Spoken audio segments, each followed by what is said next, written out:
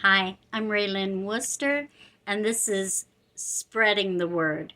That's Word with the capital W, as in the written word, the Bible, and the Word made flesh, Jesus Christ. So now I'm going to share with you the second story in the Life at Lazy Days Nursing Home series called Who's Holly Halper? So grab yourself something to drink, sit back, and enjoy. Who's Holly Halper? Oh, Lord, Holly prayed silently over her bowl of Rice Krispies. What am I going to do? Grandma is requiring more help every day, and between work and school, I'm not here enough. I'm exhausted. I'm missing work, failed a test I didn't have time to study for, and feel guilty that I'm not always around when she needs me. I know you'll work it out somehow, but I don't see a way. Please, please help us. Amen. Holly Halper was a 32-year-old personal assistant to a very demanding banker. The job left her exhausted and unfulfilled. So when Grandma Dolly offered her entire savings to send Holly to medical school, she jumped at the chance. She did, however, have to keep the job to keep a roof over their heads and food on the table. Holly managed to juggle the two all right for the first year, but now with her grandmother's declining health, it was becoming too much to handle. "There you are, dear," Dolly said, entering the kitchen. She shuffled over to the coffee pot, stooped by the pain the degenerative disease in her back caused. "Here, Gram, let me get that for you."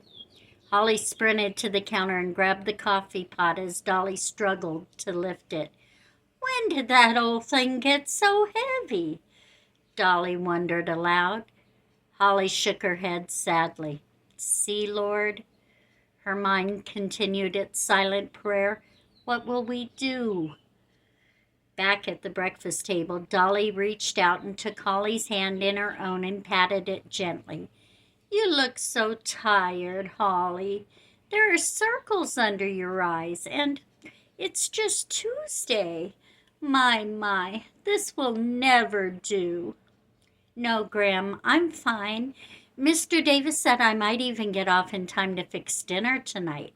Then I can run you a nice soothing bath with Epsom salts and peppermint leaves." "You're such a good girl, Holly," her grandma interrupted, "always taking such good care of me." "It's my turn, Graham. You've taken care of me since I was 8, and my parents died in that awful wreck. There is nothing, no one more important to me than you." A tear slipped from Holly's eye. "Well, dear, it seems I'm becoming a handful. There are new things you are having to do for me every day.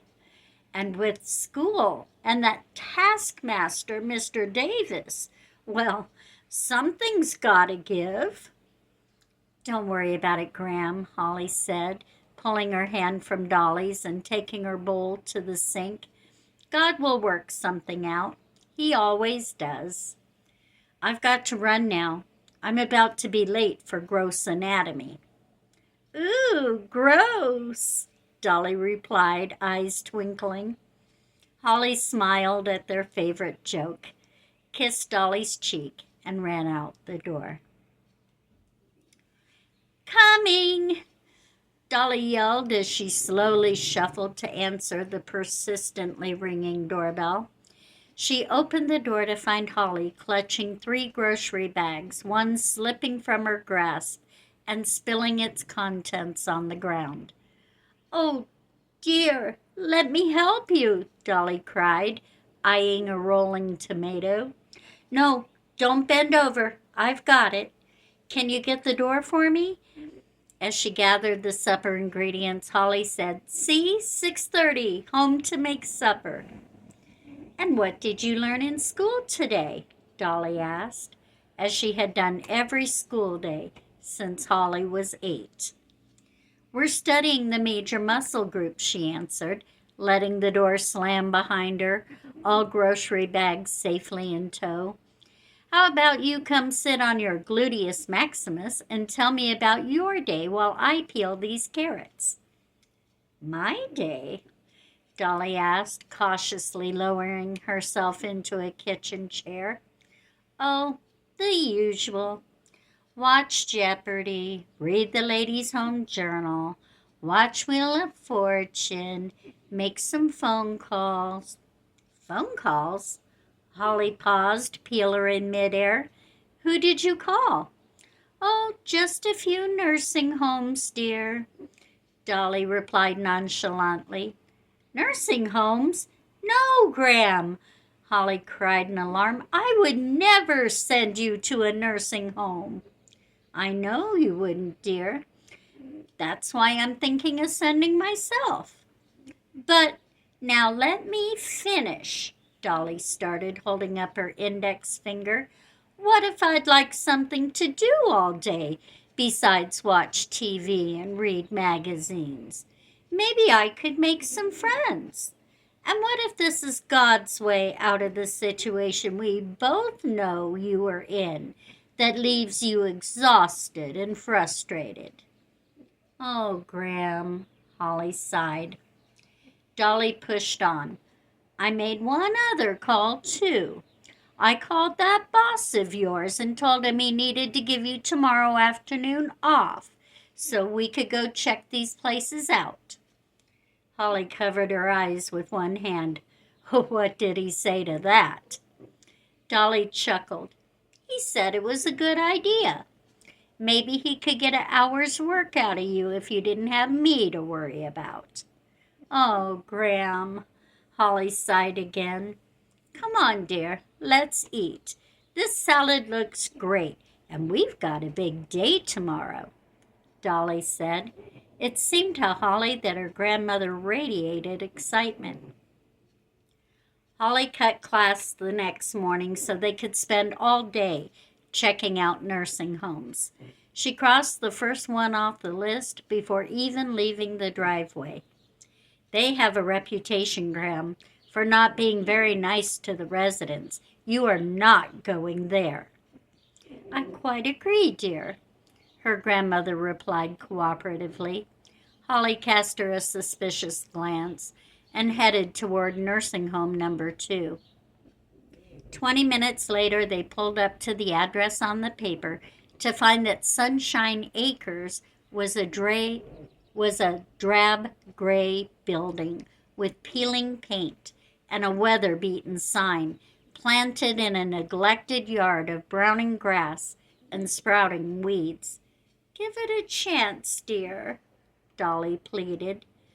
The two made their way into the building to find a lobby of curling stained linoleum and second-hand furniture that smelled like mothballs. Holly and Dolly exchanged a glance and wordlessly turned around and went back to the car. "That was rather disappointing," Dolly remarked. Holly wisely remained silent and drove to home number 3.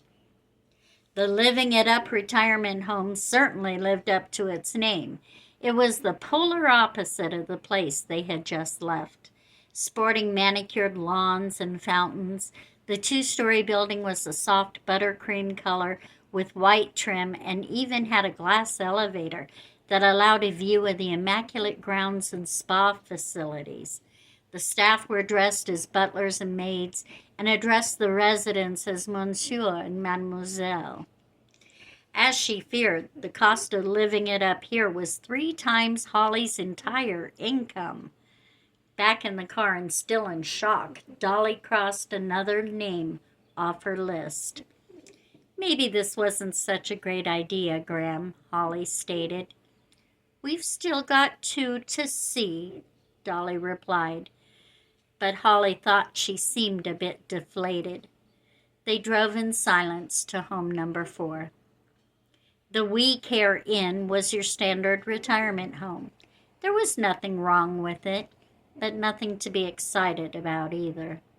The major drawback, other than its dullness, was that it was over an hour away one way. With Holly's work and school schedule, it would be very rare that she'd have time to make the drive, and then very little time in which to actually visit with Dolly before she'd have to leave again. "Well, it's the best one so far," Holly said. "Let's go check out the last one." Dolly reclined the passenger seat and closed her eyes. She's exhausted, Holly thought. But Dolly was talking to God. "I thought this was your solution," she silently prayed. "Could I have been so wrong?" Finally, back on their side of town, Holly and Dolly pulled up to the last address on the list.